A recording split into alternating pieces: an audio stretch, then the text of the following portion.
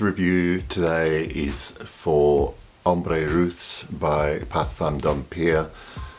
It is one of two fragrances I've tried from this house, and I only have decants of both this one and the other being Kia Ottoman. Ambre Russe has consistently, while I've had it, been in the top few fragrances in my collection. And the reason why it isn't, it might slip down in my estimation is that for the times that I don't wear it, I must just forget about it until I do wear it, and I'm reminded by how stunning this fragrance is.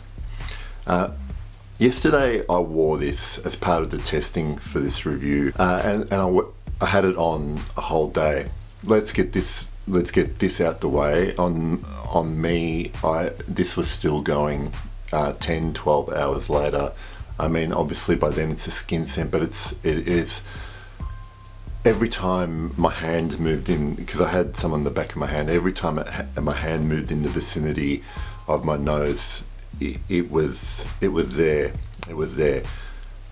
This is such a beautiful changing scent on my skin.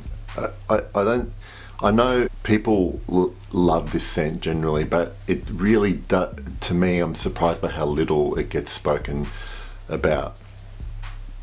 This will definitely be a full bottle for me.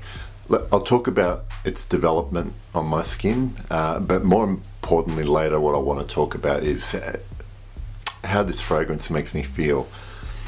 It opens up boozy, okay, so it is a booziness that has facets of florals and resins, and it reminds me of almost the liqueur that my older relatives used to like to have to drink after dinner at the end of a party. It's indistinguishable to me what it is, but it is just such quite a stunning opening. And for me, on my skin, I'm going to say that the opening is quite feminine leaning, but it is such a thing of beauty that I don't possibly know how anyone could care once they smell this, what it smells like on the skin. Once it starts to develop, there are other facets here, and it starts to get a little bit smokier and a little bit more animalic. And I think the amber that's being referred to here, I'm pretty sure is ambergris, because this is not your standard resinous amber, that's predominantly labdanum base and benzoin and vanilla. I mean, that's there, but that comes later on. But you certainly get elements of saltiness in here. As it begins to dry down, you then get this dirty leather, like a Russian style leather. And you get frankincense, you get this smokiness, and also there is a bit of spice, and it's pungent spice, and there is maybe the leather mixed with something like cumin, because you do get that slightly sweaty element come in, but it's so wonderfully balanced that it's all happening. I'm noticing it because I'm looking for it, I'm smelling it, but when you're wearing this, you probably notice it, but it changes, this develops. This is like as far away from a linear fragrance as I've experienced.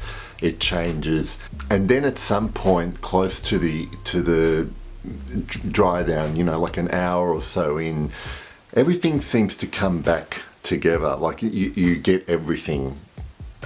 So you get a boozy opening, it turns into leather, it turns into incense and spice, a bit of dirt, a bit of salt, and then everything comes back and it's all kind of amplified. And when it hits that point on your skin, what you get afterwards is this gorgeous, like burnt, caramelly, labdanum,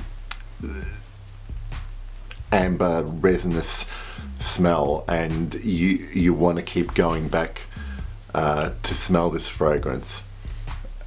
I'm probably being hyperbolic about my description of this fragrance, but I have to say that every single time I wear this fragrance, I'm kind of in raptures about it.